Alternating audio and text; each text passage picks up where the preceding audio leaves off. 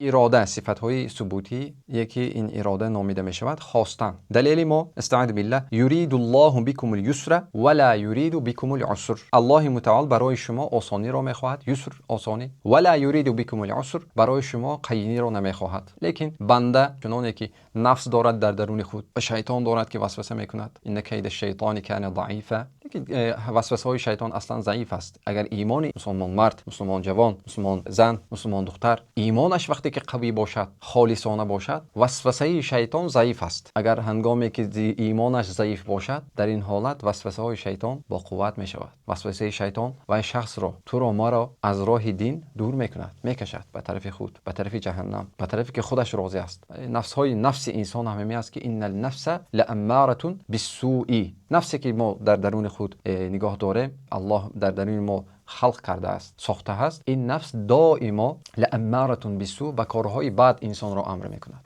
دائما، هر دائم انسان را به کار بد امر میکند. انسان باید نفس خود را شناسد. نفسک مطیتک فرفق بها. نفس تو چه هست؟ مثل یک خر، اسب و شتر. این است که نه به نفست معامله خوب، معامله نیک کن تا اینکه در بالای نفست نشینی، نه اینکه نفس بر در بالای تو نشیند. هر سخنی که نفس میگوید، هر دعوتی که نفس برای ما تبلیغ میکند، برای ما میرساند، از ما میخواهد، اگر هر اینها رو به جای بیاریم، در این حالت ما مملوکی، غلام نفس خود میشویم، نه اینکه مالک نفس خود. اگر انسان هر دائم نفس خود را گوش کند، انسان را این نفس میگیرد، این شیطان میگیرد، بعد اسفل سافلین، بر بی اخلاقی، بی شرمی، بی حیایی، خصوصیتی دینی را از انسان میکشد، میگیرد. آداب را، اخلاق را که این چیزهای قیمت بها است، ثمره دین از اینها، همه اینها را میکشد به تک، به چقوری، به اسفل سافلین، چیزهایی که قیمت ندارد، به همون درجه میکشد انسان را. در این خصوص باید هوشیار باشیم. پیامبر صلی الله علیه و سلم در حدیث خود چه میفرمایند؟ الکیس